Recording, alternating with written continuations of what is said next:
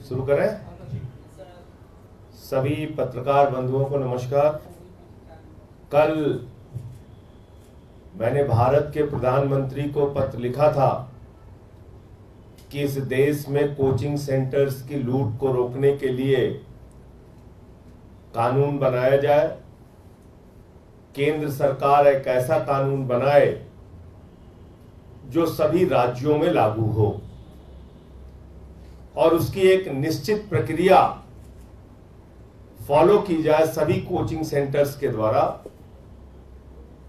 कि हमको अपना कोचिंग सेंटर खोलना है तो कैसे खोलना है, हॉस्टल चलाना है तो कैसे चलाना है, फीस लेनी है तो कैसे फीस लेनी है, कितने ऐसे ईडब्ल्यूएस के या बीपीएल के या ऐसे कमजोर छात्र जो आर्थिक रूप से कोचिंग का पैसा देने में असमर्थ है उनको निःशुल्क पढ़ाया जाएगा, उनका कोटा होगा।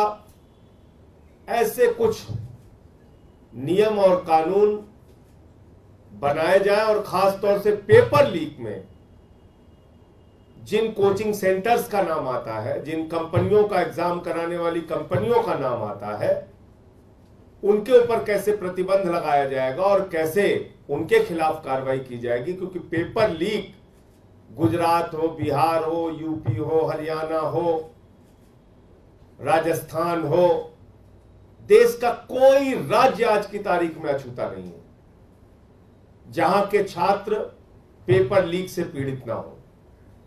तो इसके लिए एक सख्त कानून इस देश के अंदर होना जरूरी है।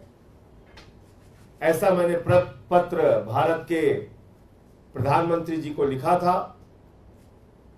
अब वो कब अपना कानून बनाएंगे, कब कोचिंग सेंटर्स को रेगुलेट करेंगे, मुझे नहीं पता, लेकिन आम आदमी पार्टी इस दिशा में पहल करेगी।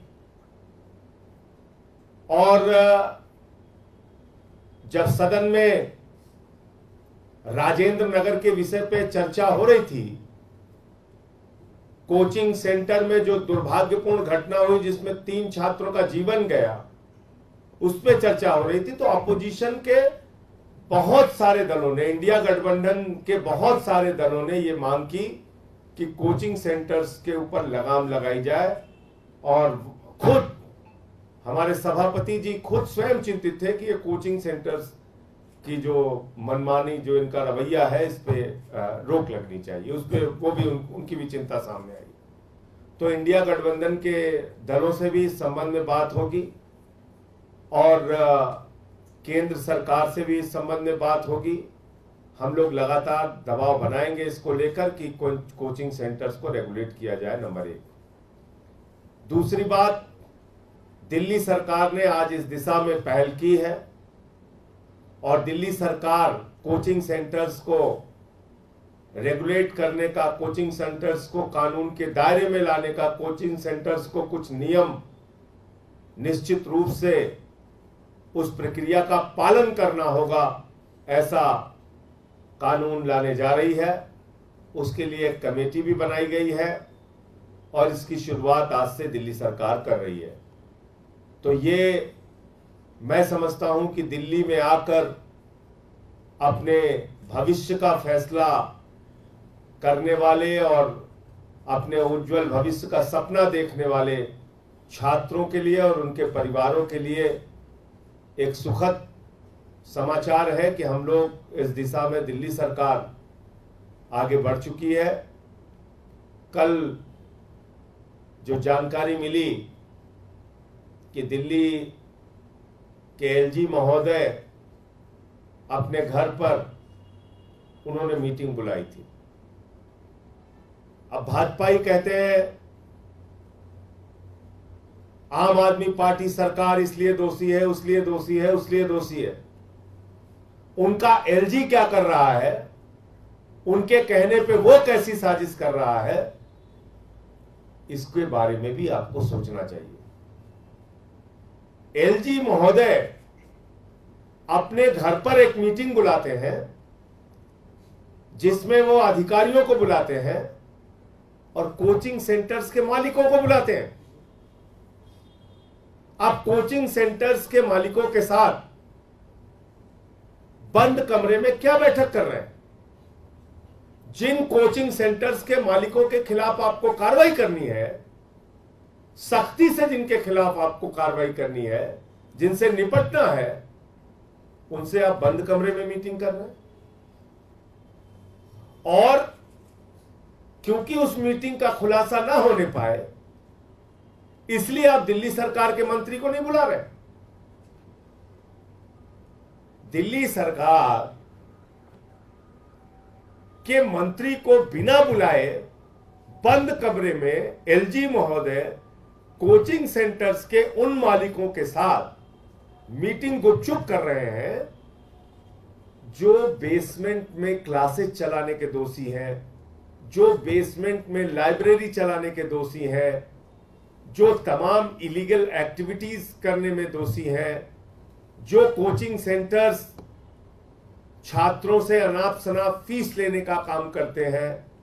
आप उन कोचिंग सेंटर्स के मालिकों के साथ बंद कमरे में मीटिंग कर रहे हैं, अपने अधिकारियों को बुला रहे हैं और दिल्ली सरकार के मंत्री को नहीं बुला रहे। इसीलिए मैं बार बार कहता हूं कि भारतीय जनता पार्टी और एलजी महोदय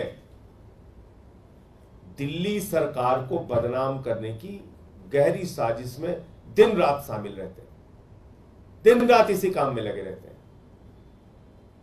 तो इसलिए ये भी जो कल मीटिंग हुई है, उसमें क्या उन्होंने चर्चा की, क्या मीटिंग हुई, क्यों कोचिंग सेंटर्स के मालिकों के साथ उन्होंने गुपचुप मीटिंग किया, क्यों एलजी उनको बचाना चाहते हैं, क्यों बीजेपी उनको बचाना चाहती है कोचिंग सेंटर्स के मालिकों को, ये समझ से परे है। लेकिन मैं दिल्ली की जनता को बताना चाहता हूं कि दिल्ली सरकार, अरविंद केजरीवाल जी के नेतृत्व में चलने वाली सरकार, दिल्ली एमसीडी की मेयर लगातार कार्रवाई कर रही है, बुलडोजर चलवा रही है, कोचिंग सेंटर्स को सील कर रही है। दिल्ली की मेयर खुद जा रही है मौके पे, अधिकारियों को सस्पेंड किया है दिल्ली की मेयर ने। तो कार्रवाई हमारी ओर से लगातार हो रही है, किसी को भी बख्शा नहीं जाएगा, चाहे वो अधिकारी हो और चाहे कोचिंग सेंटर्स के मालिक हो। मैं निवेदन करूंगा दिल्ली के आम आदमी पार्टी के प्रदेश अध्यक्ष और कैबिनेट मंत्री गोपाल राय जी से कि वो अपनी बात करें।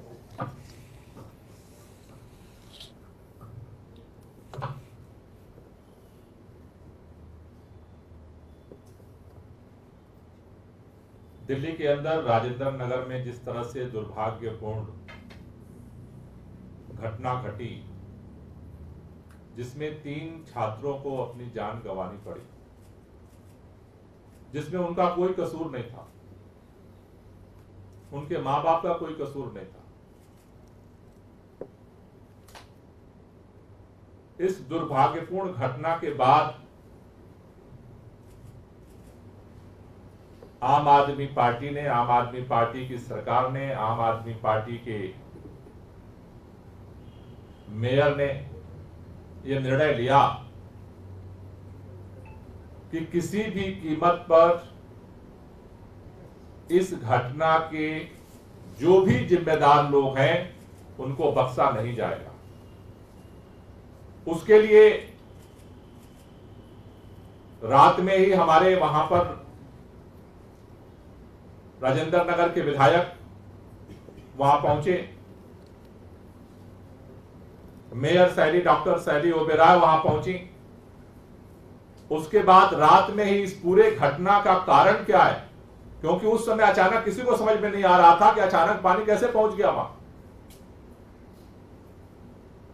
उसके लिए हमारे मंत्री ने इसके इंक्वायरी करने के लिए और तत्काल रिपोर्ट सबमिट करने का आदेश दिया। अगले दिन से जो बेसमेंट में इलीगल लाइब्रेरी या कोई भी एक्टिविटी चल रही थी, उनके खिलाफ ताबड़तोड़ एक्शन शुरू हुआ। जो वहां इस ड्रेनेज सिस्टम में जिस तरह से ब्लॉकेज हुआ, वहां पर दीवार खड़ी थी, उसके लिए जिम्मेदार जो इंजीनियर है उनके खिलाफ कार्रवाई शुरू हुई।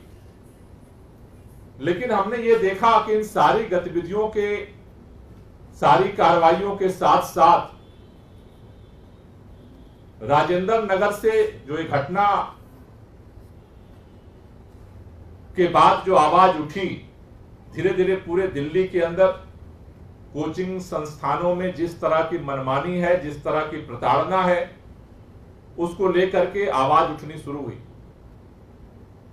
आवाज पहले भी उठी थी, सुगबुगाहट पहले भी थी, टुकड़े टुकड़े में बात होती थी, लेकिन आज दिल्ली ही नहीं, पूरे देश के अंदर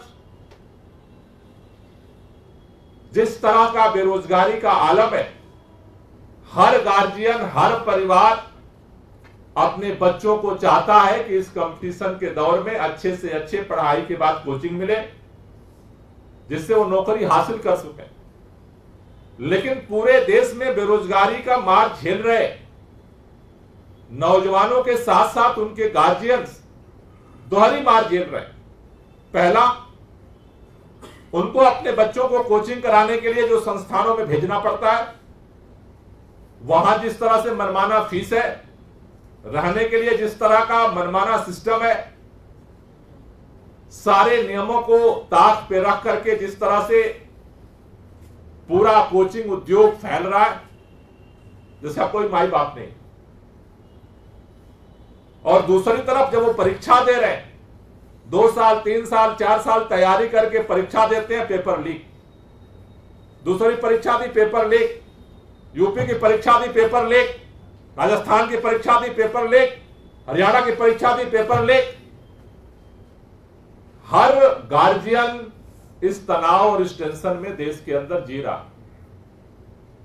ऐसे में इसका समाधान क्या हो, इसको लेकर के पार्लियामेंट के अंदर भी ये बात उठी थी। आम आदमी पार्टी की तरफ से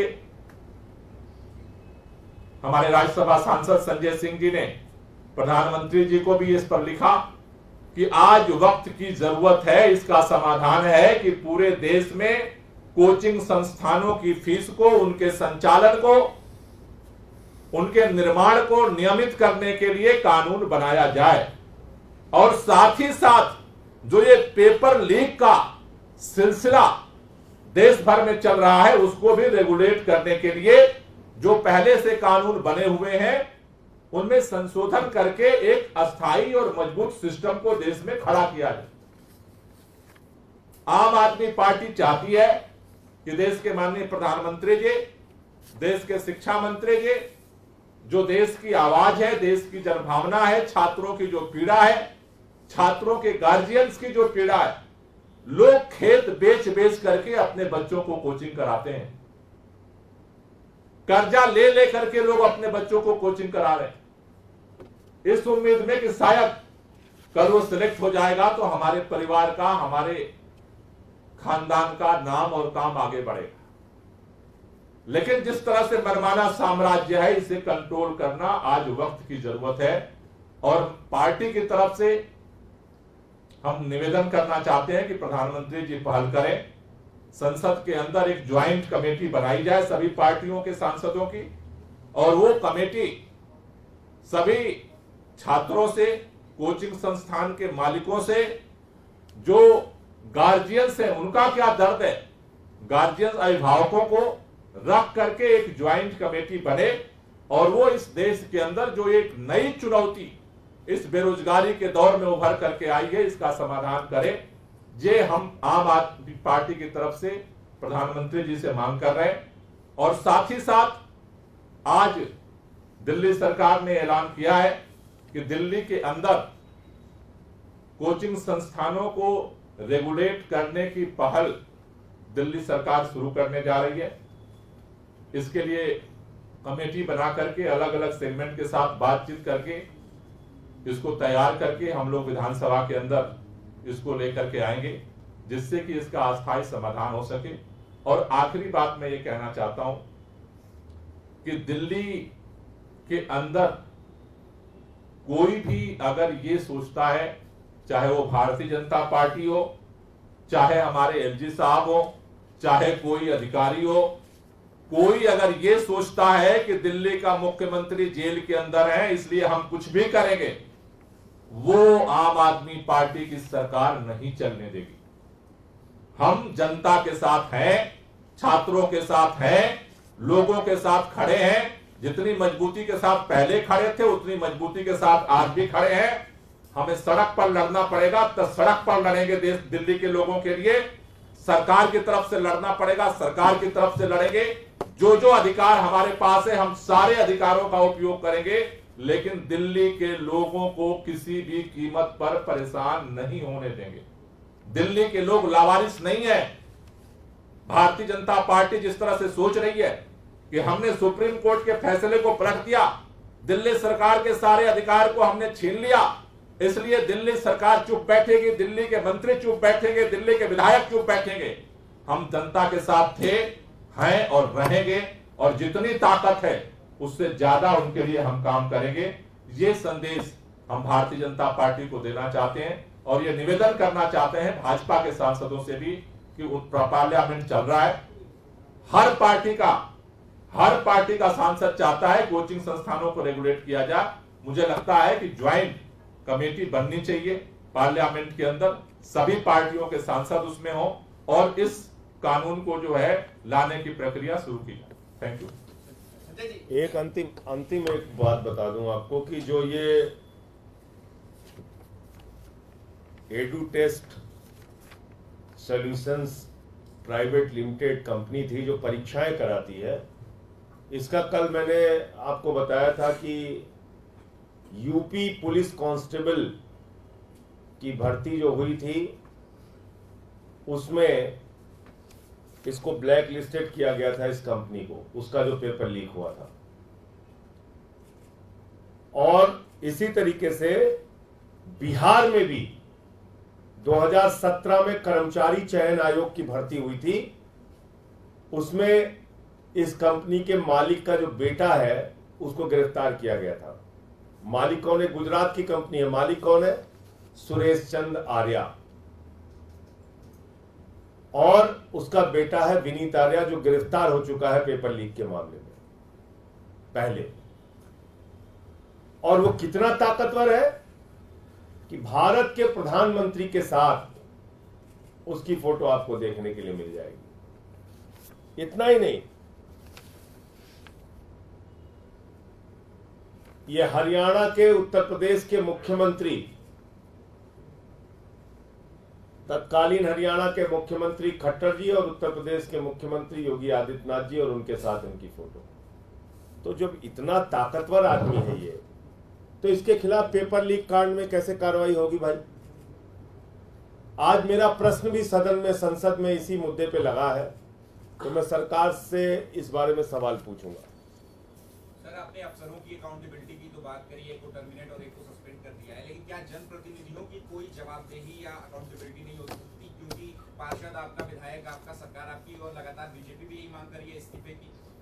जनप्रतिनिधियों की जवाबदेही अगर नहीं होती तो दिल्ली के अंदर वर्ल्ड क्लास स्कूल नहीं बने होते, मोहल्ला क्लिनिक का मॉडल नहीं होता, बिजली फ्री, पानी फ्री, फरिश्ते स्कीम, बुजुर्गों की तीर्थ यात्रा, माताओं बहनों के लिए बस की फ्री यात्रा, इतने सारे जनहित के काम नहीं होते, कूड़े के पहाड़ों का कम होना नहीं होता।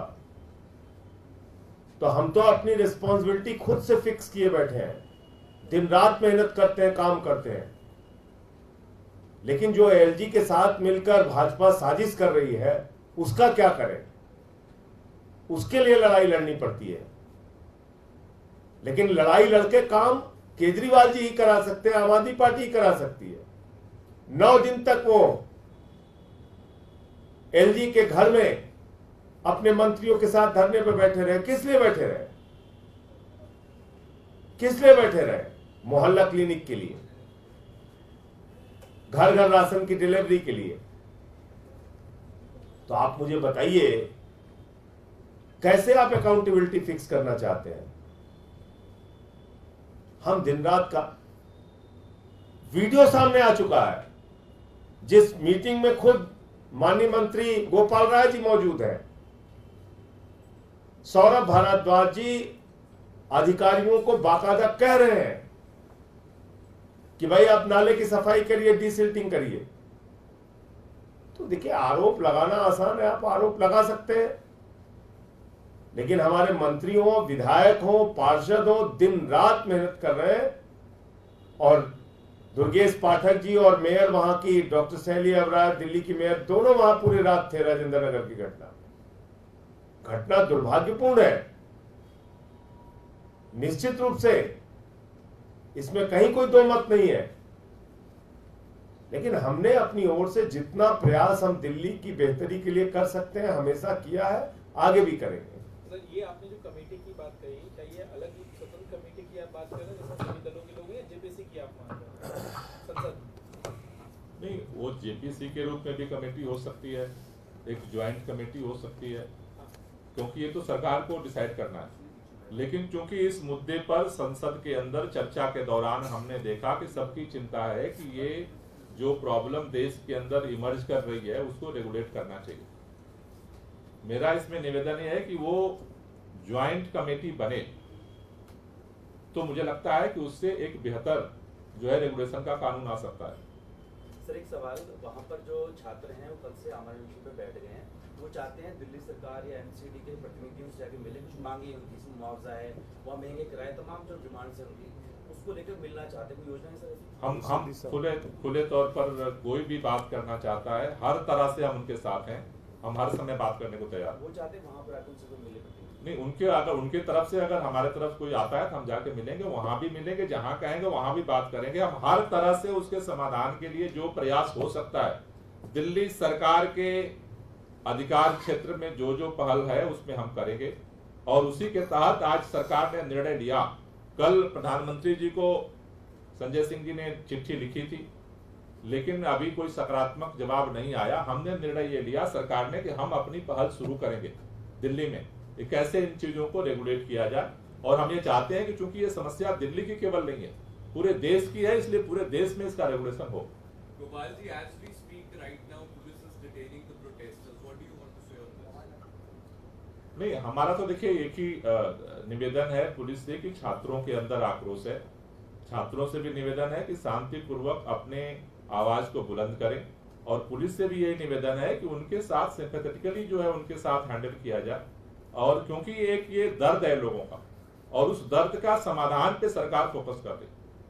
संजय जी, एक सवाल है, अखिलेश यादव ने कल ये बात कही थी कि जो विपक्ष के खिलाफ जो एजेंसियां काम कर रही हैं, जब इंडिया अलायंस की सरकार बनेगी तो उनको बंद किया जाएगा।